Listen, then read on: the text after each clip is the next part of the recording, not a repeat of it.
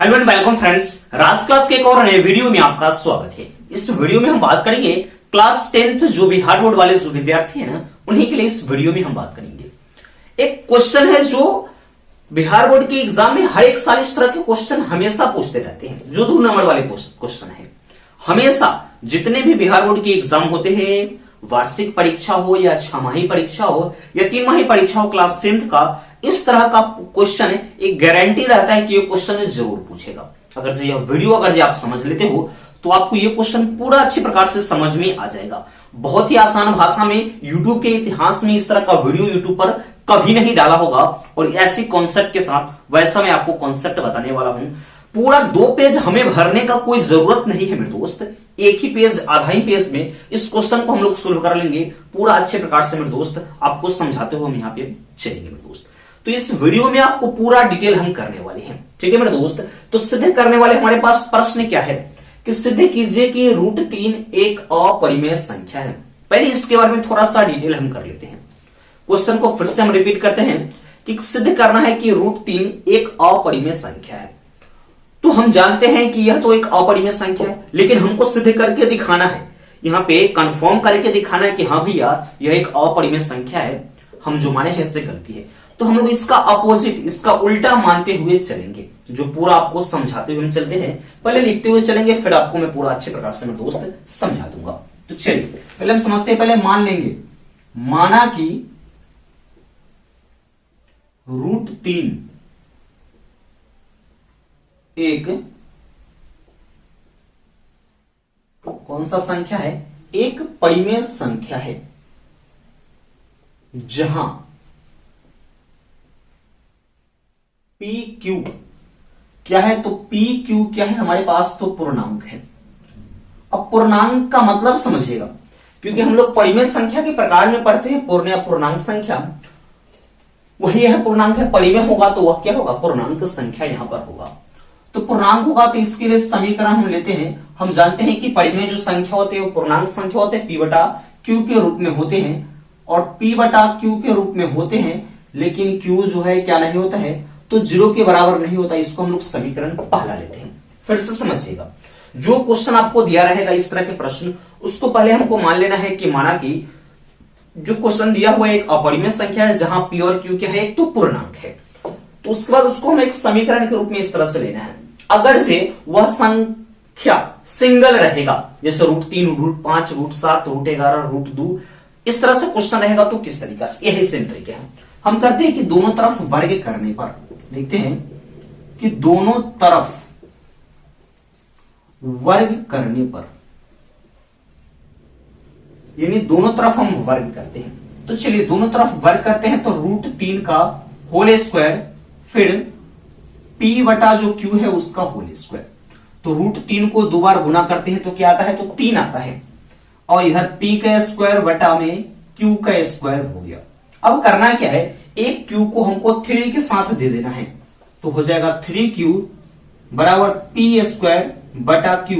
ये हमारे पास समीकरण सेकेंड हो गया। अब आपका ये क्वेश्चन है बन गया। हमें AQ BQ वो सब उतना बड़ा मानने का कोई जरूरत नहीं मेरे दोस्त, इतना ही छोटा में हो जाएगा। इसमें कुछ हमें लिखना पड़ेगा। इतना तक फिर से मेरे दोस्त समझेंगे।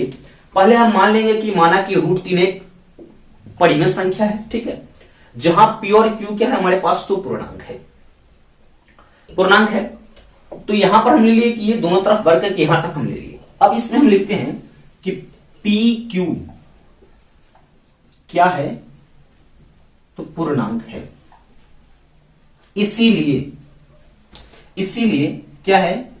P² Q, और इसके साथ जो 3Q है यह भी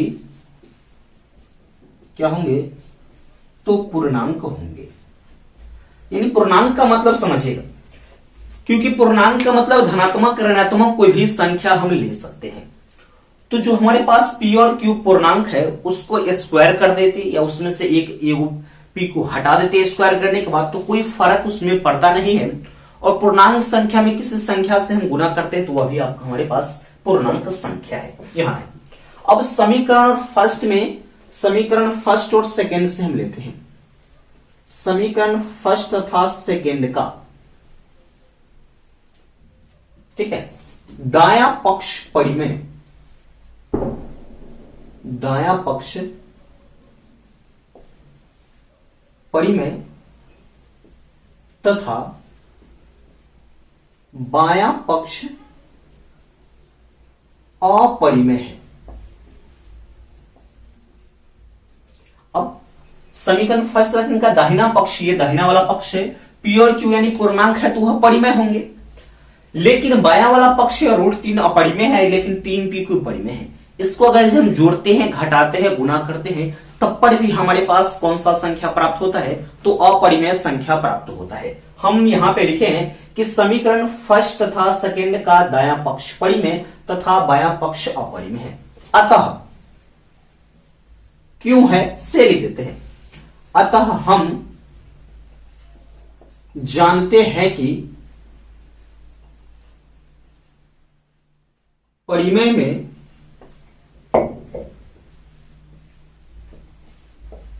अपरिमेय को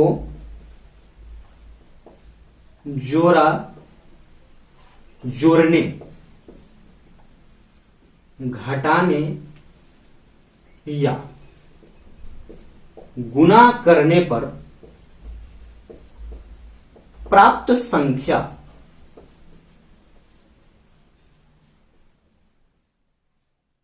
परिमेय होता है। प्राप्त संख्या क्या होता है, परिमेय होता है। अतः प्राप्त संख्या अपरिमेय होगा। अतः हमारी मान्यता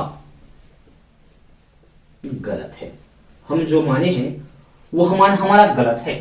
अतः √3 एक अपरिमेय संख्या है।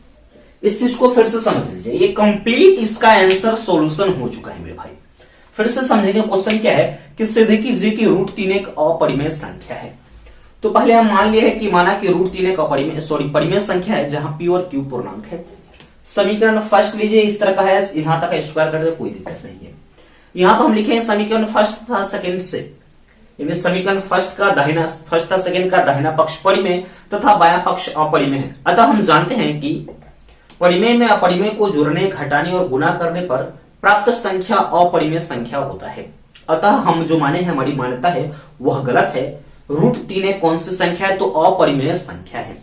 यह जो समझाने का तरीका हो, यह जो सॉल्यूशन है, पूरा अच्छी प्रकार से आपको समझ में आ गए होंगे, कोई दिक्कत नहीं होगा। इस तरह से अगर जब आप समझ गए होंगे तो आपके एग्जाम में 2 नंबर कंफर्म है। ये क्वेश्चन भी आपके एग्जाम में पूछ सकते हैं। ये क्वेश्चन का ज्यादा चांस है √3 का, ठीक है। √3 पूछ दे, √2 पूछ दे या √5 पूछ दे, यह जो प्रश्न है ना सबसे ज्यादा महत्वपूर्ण है आपके बोर्ड एग्जाम के लिए, ठीक है मेरे दोस्त। तो अगर से आप हमारे चैनल पर अभी नए हैं तो चैनल को सब्सक्राइब कर लीजिएगा, बेल नोटिफिकेशन को ऑन कर लीजिएगा, ताकि मेरे वीडियो का नोटिफिकेशन मेरे दोस्त सबसे पहले आपको मिलता रहेगा। तो मिलते हैं नेक्स्ट वीडियो में, तब तक के लिए मेरे दोस्त जय हिंद।